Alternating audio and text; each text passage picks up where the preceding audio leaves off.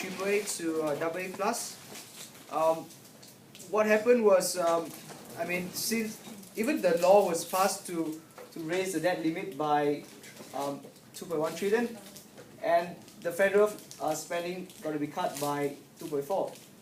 But at the same time, there's no tax was raised, and there's no cut in security or Medicare benefits. So in light of that, S&P they even mentioned that they even want to downgrade to even AAA, AA, if there is less reduction in spending. That means they want to reduce spending, and therefore result in higher projection of the debt burden. All right. So we are going to look at a few perspectives from this event. The first one is the macro level. So at the macro level, it's sort of a mixed reaction from the investors. If they view as this downgrade as a risky one, obviously the treasury yield will increase because you got to add a little bit of a premium because it's now face higher risk. If this happens, the government expenditure will be reduced, and there might be a chance that the US will edge towards the recession. However, in the short term, the effect might be minimal because people will actually switch from people actually avoid risky assets and probably switch to the treasury. And however, with this in mind, if the yield actually goes up, the cost of borrowing will rise, and the Fed will have to reduce expenditure and cut down on the welfare policy, which is what the S&P wanted. However, because there are many loans actually linked to the index to the treasury bonds, so whoever that borrowed this loan will face a higher interest payment, and obviously once that happens, the loans get reduced, consumer spending will be reduced. But all these, amongst all the loans, I think the most important one is the mortgage loans, because that's is a huge in the US. So with higher interest rate, when you want to buy a house, you face a higher interest rate, and therefore they might bring about the next wave of home closures, and the property market just crash. Next is a perspective from the currency. So this is how we predicted the forex market will react.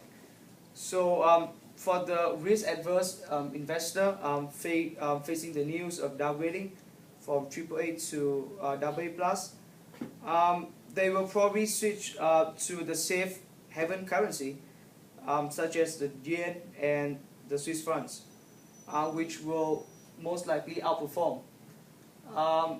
And therefore, we might likely see a broad-based USD selling, which really exactly what happened.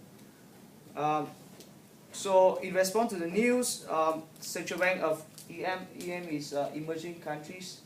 So emerging country China, India, and Brazil, and Russia, and many more in Asia. So those Asia, Japan, and Latin America, they will most probably have to intervene, and therefore got to come up with capital controls. So in our view, such measures are only likely to the speed of appreciation will rightly slow, but that's what happened, right? So in particular for Singapore, and the Indian rupee, it gained grounds and appreciate for the past few months. And even after this, we tracked the record of historical 6 months, and it's actually on the rise right now with this news. However, this is a particular case of Hong Kong, because Hong Kong currency is actually pegged to the US dollar, so it actually underperformed compared to other regional currencies, because it's pegged, and if USD goes down, Hong Kong dollar goes down. Okay, so next is we take a look from the investor's point of view.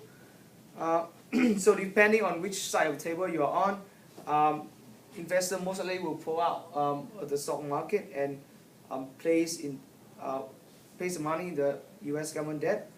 And since this happens, you push up the price of the treasury and increase the yield.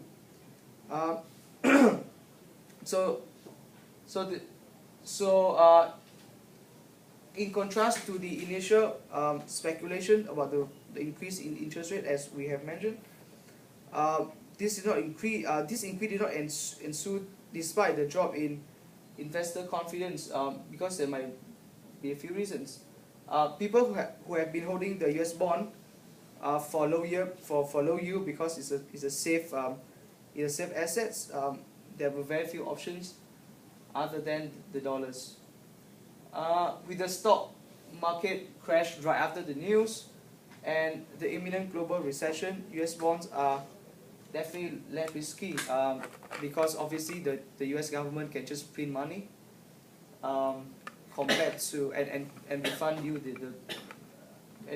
the bonds that you have bought. So I mean, it's definitely less risky compared to stocks and futures. And one more reason is, even though there are many countries that has higher rating than AA+, but they are not issuing debt coupon like China and Japan. So obviously people will still buy the US bond. Yeah, so typical example, China, they will keep accumulating US bond, and they obviously believe that 10, 20 years, 30 years down the road, they'll just get back the interest payment. Alright, so this downgrading actually might have a minimal impact on the point of investors who bought the US bond before. And the confidence level may not be reflected on the yield. Alright, so down the road, if this goes on, I mean from AAA to AA+ to even AA, it might cause an adverse impact on the yield of the note. And the similar impact will be felt with the interest rate of the loans, credit cards interest rate, because all these things are linked to the note. And from this diagram, you can see that the interest rate actually goes down from here.